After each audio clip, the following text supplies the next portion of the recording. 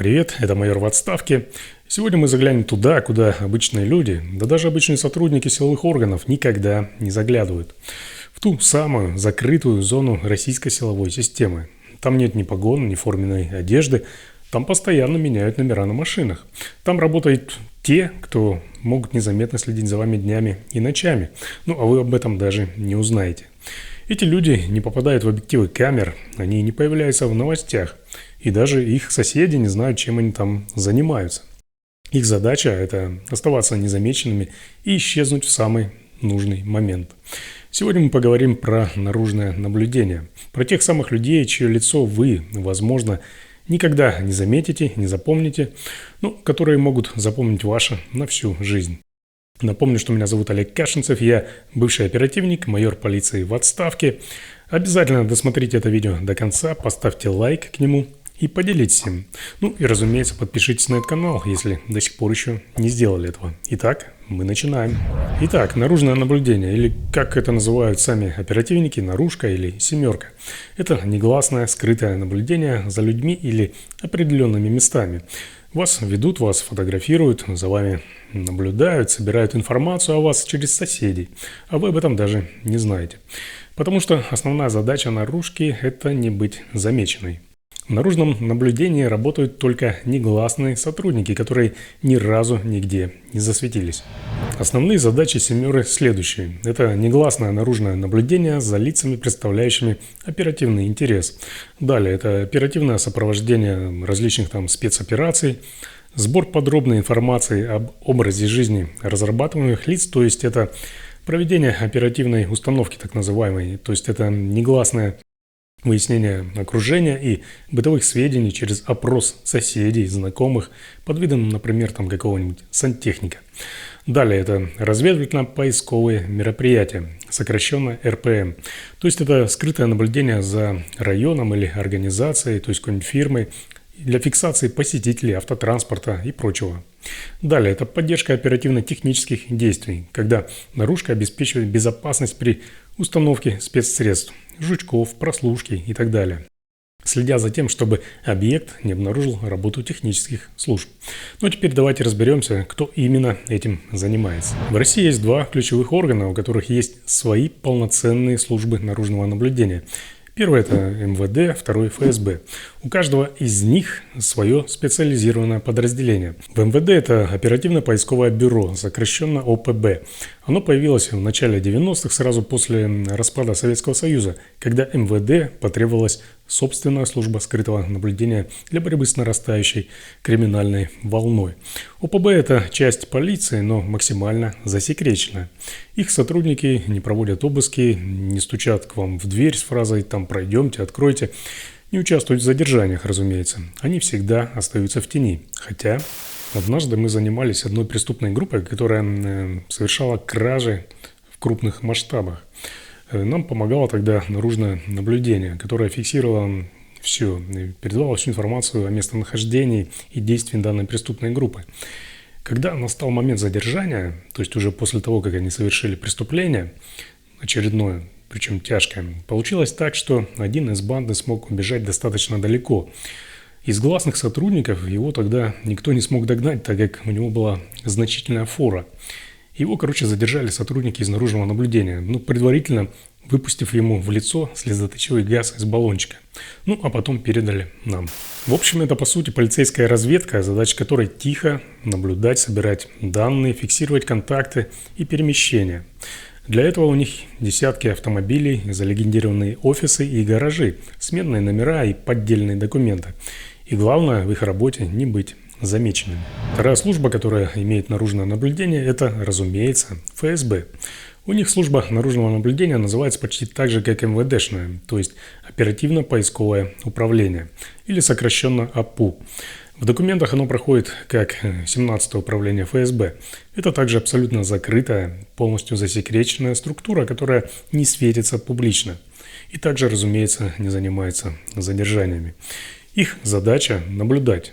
Но за кем именно? ФСБшная наружка «Семера» работает в основном по представителям иностранных государств, иностранным журналистам, лицам, подозреваемым в терроризме, шпионаже, госизмене, ну и так далее. Разумеется, по политическим активистам и оппозиционерам. Они внимательно следят за любыми лицами, которых система относит к так называемым угрозам национальной безопасности. Правда, понятие угрозы в путинской России, как вы знаете, максимально гибкое. Сегодня это шпионы и террористы, а завтра студенты и бабушки, которые вышли на пикет против войны. А послезавтра уже свой же коллега из соседнего кабинета. Оба этих подразделения, и ФСБ, и в МВД, унаследовали свою структуру от советских «семерок». В КГБ это 7-е управление занималось слежкой за диссидентами, дипломатами и иностранцами. В МВД за преступниками и криминальными авторитетами. Но после развала Советского Союза КГБшная «семерка» стала 17-м управлением ФСБ или АПУ, а МВДшная превратилась в оперативно-поисковое бюро при МВД. Методы остались прежними, как и привычка все делать тихо и незаметно. Некоторые сотрудники, с которыми удалось поговорить журналистам, сказали, что даже внутри самой Лубянки к сотрудникам АПУ относятся с настороженностью, их опасаются. Потому что эти люди везде, они могут оказаться за спиной каждого сотрудника. Их постоянно проверяют, контролируют, и их объектом запросто может стать любой офицер из соседнего, например, управления или подразделения, который подозревается в какой-нибудь нелояльности к власти, в контактах с иностранцами или просто попавший в немилость начальства. Есть случаи, когда как ФСБшную, так и МВДшную «семеру» руководители использовали не по назначению. Например, для слежки за своими женами, любовницами или по просьбе каких-нибудь полукриминальных друзей с большими связями. Расценки довольно-таки приличные. Так, например, АПУ ФСБ часто предоставляет свои услуги на коммерческой основе. По сути, ведомство частично превратилось в элитное частное предприятие, руководители которого неплохо на этом зарабатывают. Хочешь, чтобы за кем-то профессионально поработали? Плати. Стоимость от $10 тысяч в сутки за стандартную слежку. Если же нужен еще и звук, прослушка, то сумма возрастает до $15 тысяч в сутки. Минимальный заказ от 10 дней, то есть это получается минимум 100 на руки. И это без учета надбавок. Цена может расти в зависимости от уровня сложности. Кто объект, куда перемещается, насколько опасно с ним работать. При этом, чтобы все выглядело легально, мероприятие оформляется как официально оперативно-розыскная деятельность. Если нельзя завести дело оперучета по самому объекту, за которым необходимо вести наблюдение, то его тупо выставляют связью по какому-нибудь имеющемуся оперативному делу и следят за ним. И на бумаге все выглядит абсолютно легально. В этом и существует опасность для простых граждан. Установить наблюдение в современной России можно за кем угодно. Достаточно просто указать, что ты какая-то якобы связь основного объекта оперативной разработки по делу. Ну и все. Вперед, понеслась. Это и есть в реальности путинской наружки. Но сегодня за вами могут следить еще не только потому, что вы угрожаете режиму, а потому что кто-то занес конверт в кабинет полковнику или генералу. Как устроена наружка технически? Это не как в кино, это не один человек в плаще, черной шляпе и с газетой в руках. Это целая система, команда. Это группа из нескольких человек. Автомобили с разными номерами. Автомобиль, например, подбирается без особых примет и самой распространенной модели. Иногда, когда объект простой и один, то есть если это не группа лиц, то задействуют так называемые малые силы, то есть всего 2-3 человека и 1-2 машины. Для того, чтобы задействовать наружное наблюдение, формально нужны основания. Это опять же основания для проведения тех самых ОРМ, перечисленных в законе об ОРД. Наружное наблюдение является оперативно-розыскным мероприятием, которое в указанном законе, то есть в законе об ОРД, называется просто наблюдение. На более детальном уровне при оформлении и запросе на проведение этого ОРМ мероприятие именуется уже как скрытое наблюдение.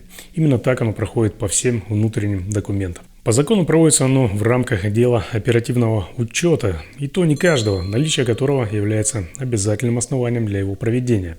Задание на проведение выписывает инициатор, в производстве у которого находится дело оперативного учета. Проводится только по тяжким и особо тяжким преступлениям, но не по преступлениям легкой или средней тяжести. Проводится только в рамках ОД, то есть оперативного отдела, ОПД, оперативно-поискового отдела, или РД, то есть разыскного отдела. Есть еще одна редкая категория дел, но об этом не сейчас. Скажем так, если это ДПОП какой-нибудь, то есть дело предварительной оперативной проверки, когда информация неточная, то проводить скрытое наблюдение нельзя. Если окраска дела, то есть статья, по которой имеется информация о деятельности фигуранта, не тяжкая, то проводить мероприятие также нельзя. Но это современная Россия, где, как мы знаем, сейчас делать могут все что угодно. Кроме того, как я понимаю, политически мотивированные уголовные дела, они часто имеют тяжелую или особо тяжкую окраску по оперативным учетам, поскольку статьи тяжкие, так что тут для них проведение мероприятия вообще, я думаю, никакая не проблема. Кстати, о том, что такое ДПОП, там УД, вы легко можете найти информацию в интернете. Вся эта информация доступна в открытых источниках. В ходе скрытого наблюдения также подключается еще и уши, то есть это прослушка. И вся информация об объекте в реальном времени передается в АПУ или в ОПБ, чтобы им было легче ориентироваться. Соответственно, все то же самое получает и инициатор задания. У сотрудников наружки разные роли. Один наблюдает, другой снимает, третий передает информацию на базу, то есть работает как ретранслятор между группой и базой. Те, кто работает топтунами, меняются при следовании за объектом, меняют одежду.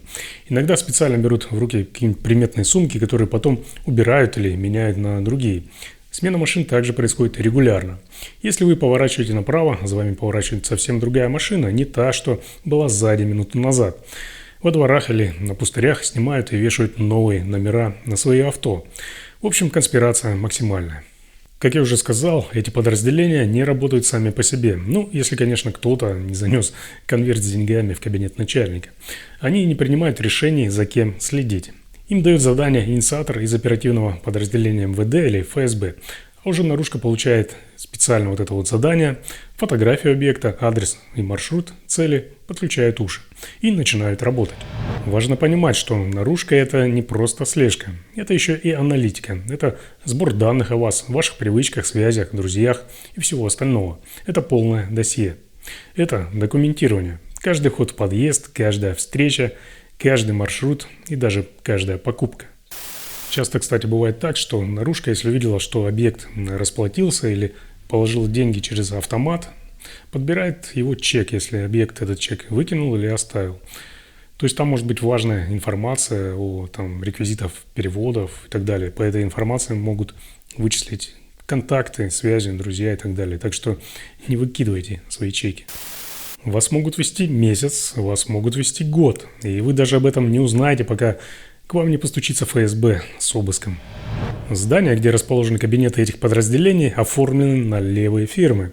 Никаких табличек, никакой вывески, разве что фирма «Рога и копыта» какая-нибудь. Иногда это туристическая компания, иногда это бюро переводов, а внутри настоящее зазеркалье. Режимы пропусков, сейфы, секретные документы. Бывших сотрудников, как я уже сказал, которые хоть раз засветились, туда не берут. Потому что главное – незаметность. По технике конспирации положено раз в несколько лет менять адрес. И тогда все подразделение в определенном городе или районе города переезжает на другой адрес. Мой город, в котором я жил в России, он относительно небольшой, но и не маленький тоже. Это второй город по величине в области. И по законам, по правилам, там допускается размещение подразделения ОПБ. Ну и такое подразделение там действительно было, но оно там и осталось, оно там есть.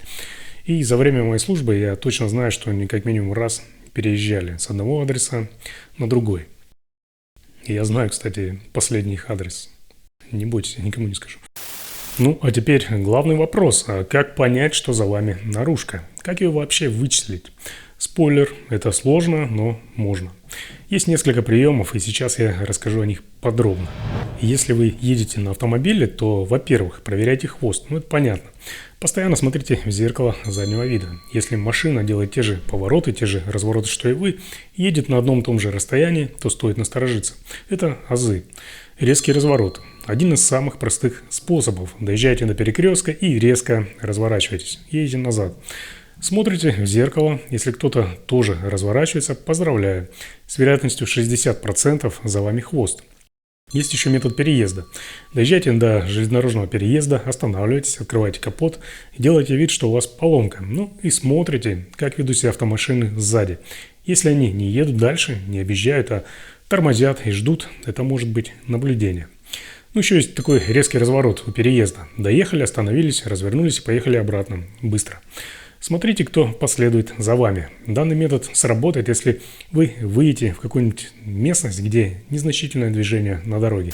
Я не призываю вас нарушать правила дорожного движения, ни в коем случае, но в практике были случаи, когда объект доезжал до светофора на перекрестке и делал резкий разворот через двойную сплошную. Были случаи, когда объект умышленно проезжал на красный свет, проверяясь тем самым. Нарушка в таких случаях действует по обстоятельствам. Смотрите, главная задача у них – это не раскрыться, поэтому не всегда эти советы будут работать на 100%. Не всегда машина наружного наблюдения развернется вслед за вами и поедет в обратном направлении. Когда они поймут, что вы проверяетесь, то, скорее всего, лучше упустят вас, чем дадут раскрыть себя. Топтуны работают в группах. Это могут быть мужчины, женщины, молодые, в возрасте, да кто угодно, короче. Все в гражданском. Меняются каждые 2-3 квартала. Следят издалека, но с хорошим обзором. Один идет следом, другой пересекает путь, третий якобы случайно стоит у магазина, но четвертый выходит из соседнего двора сбоку от вас и идет в том же направлении. Как провериться? Зайдите, например, в любой магазин, в котором есть окна. Сделайте вид, что что-то выбираете там. Сами смотрите наружу, в окно, кто остановился, кто стоит, кто делает вид, что завязывает шнурки. Ну, глаз не отрывает от входа. Ну, а кто зашел следом за вами вообще? Запоминайте лица. Это могут быть они. Если замечаете тех же самых людей в разных точках, то 90% что вас пасут. Ну, еще способ. Заходите за угол дома, останавливаетесь и смотрите, кто пройдет мимо. Смотрите внимательно на его реакцию, запоминаете приметы. Это походка, черты лица, цвет волос. То же самое с какими-нибудь тупиковыми или малолюдными улицами. Заходите в тупик и смотрите, кто идет за вами. Однажды, работали за одним объектом. Наркоман, грабитель, несколько ходок. С детства по лагерям, по колониям. Так вот, однажды, когда за ним ходила наружка, он проверялся и научился их вычислять. Как-то раз одним из топтунов за ним шла девушка из ОПБ. Так вот, в общем, он свернул за угол, остановился, дождался ее и схватил, что называется, за шею. И пришлось тогда, в общем, раскрыть себя и сунуть ему в лицо свое удостоверение. Это, конечно, был полный провал. Еще один способ – это бег. Выходите из подъезда, например, и пробегаете некоторое расстояние, скажем, до своего авто или до угла дома. Там можете остановиться и просто постоять, делая вид, что смотрите в телефон. Наблюдайте за поведением окружающих в это время. Вполне возможно, что за вами тоже кто-то побежит или ускорит шаг. Понятно, что это может выглядеть немного странно или смешно даже, но часто это помогает раскрыть топтунов. Но вы должны понимать, что такие действия дадут им понять, что вы что-то заподозрили, и они могут сменить тактику или принять другие, более серьезные меры. Как правило, когда ведется наблюдение за вашим домом, то есть за вашим подъездом, перекрывается весь двор. То есть я имею в виду, что наружка выставляется не только в ближайшей видимости подъезда, но и с разных сторон входа в ваш двор. Именно для таких случаев, о которых я только что сказал. Но так делается не всегда. Все зависит от количества сил и средств, задействованных в этом мероприятии. Ну и еще кое-что. Если выставиться во дворе вашего дома не получается, не дав себя раскрыть из-за особенностей двора или движения в нем, то могут установить специальную аппаратуру, например, в подъезде напротив вашей двери, и по видео уже наблюдать, когда вы выйдете из квартиры, ну а затем уже зацепят вас на улице. Камера может быть замаскирована под все что угодно. Под пачку сигарет, под банку из-под газировки, например, и так далее. Поэтому также обращайте на это внимание. И, разумеется, чаще смотрите в окно. Обращайте внимание на машины. И запомните, в таких подразделениях работают люди, а не роботы или искусственный интеллект. И поэтому человеческий фактор никто не отменял. Там есть и идиоты, и невнимательные, и просто пофигисты. Все это снижает качество их конспирации, а для вас дает шанс обнаружить за собой слежку. Поэтому этим надо пользоваться. Когда меня пасли в России, я несколько раз их срисовывал. Доходило, бывало, до вообще идиотизма какого-то. Однажды я приехал на объект, я тогда работал в агентстве недвижимости, припарковался во дворе. Нужно было обойти дом, чтобы сделать пару фото. Захожу, я за угол дома, а там они. Сидят в единственной припаркованной за кустами машине и смотрят через полуоткрытые окна. Я достал телефон, чтобы сделать фото дома, но они, видимо, решили, что я фотографирую их. Рванули по газам напрочь. В общем, сами же себя и выдали. Почему я рассказываю об этом? Да потому что каждый, кто сейчас находится в России, должен понимать, как работает путинская силовая репрессивная машина. Сейчас силовая система работает чаще не по реальным преступлениям, а по тем, кто так или иначе недоволен властью, которая, кстати, и есть самый опасный преступник в стране. Те, кто совершает реальные преступления, то есть настоящие преступники, они обо всем и так знают и прекрасно умеют вычислять хвост за собой. У меня на сегодня все. Спасибо, что досмотрели это видео до конца. Оставляйте, кстати, свои комментарии и вопросы под этим видео. И обязательно ждите новых интересных и полезных выпусков. Для получения оперативной информации не забывайте также подписываться на мой телеграм-канал. Ссылка есть в описании. Информация там обновляется каждый день. Если у вас есть важная информация, в том числе о коррупции руководства силовых органов или информация о готовящихся репрессиях в отношении кого-то в России, можете сообщить ее мне. Как это сделать безопасно, вы сможете узнать в моем телеграм-канале. Ну и как всегда, ставьте лайки, делитесь этим видео и подписывайтесь на этот канал. Здесь вас никто не обманет.